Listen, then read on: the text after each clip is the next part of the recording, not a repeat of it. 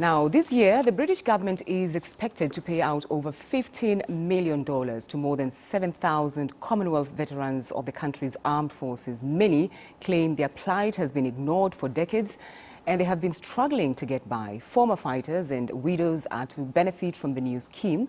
BBC's Thomas Nadi reports from Ghana. They were called to duty to defend the British flag in the Second World War. And for many years, their demands calling for fair compensation deal after the war have not been successful. Multiple Ghanaian veterans died during protests in 1948 at the Christian Crossroads in Accra. These three ex-servicemen were among the most decorated African soldiers who fought alongside British troops in Burma. They were shot here when they protested against the colonial government for failing to pay their pensions after the Second World War. Ashite Hammond took part in those protests and was among the first batch of troops to return from Burma in 1945.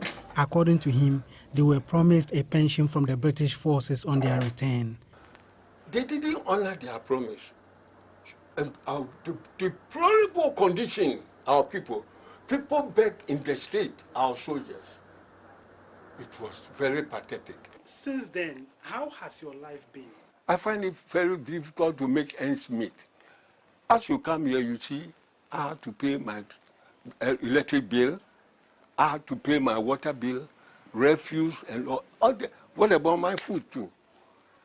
And our pension is so small, deplorable, so small that how could I manage all these things? An old man of 94 years now. The veterans were given a lump sum of money in the form of gratuity in 1946. The amount each veteran received depended on the number of years in service. Some were paid 30 shillings, which could sustain them for just a month.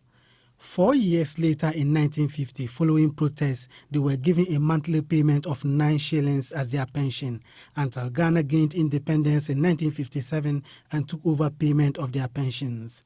But they believed they deserved more.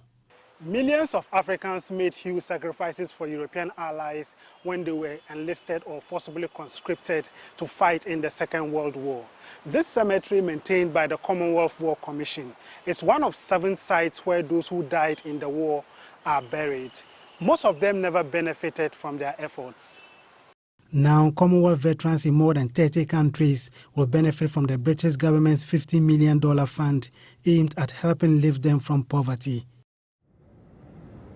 The Ghana Veterans Administration is compiling the list of beneficiaries in the country, a number they say could total almost 200.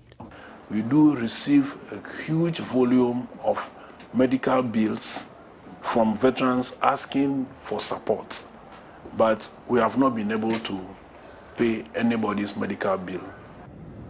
Hundreds of Ghana's World War II service people are no longer alive, but the British government's gesture may be in time to help some veterans like Ashite Hammond. Thomas Nadi, BBC News, Ghana. This is Focus on Africa from BBC World News with me, Sophie Ikenye. Still to come, Peter with the sport. We get more reactions from Friday's draw for this year's Africa Cup of Nations.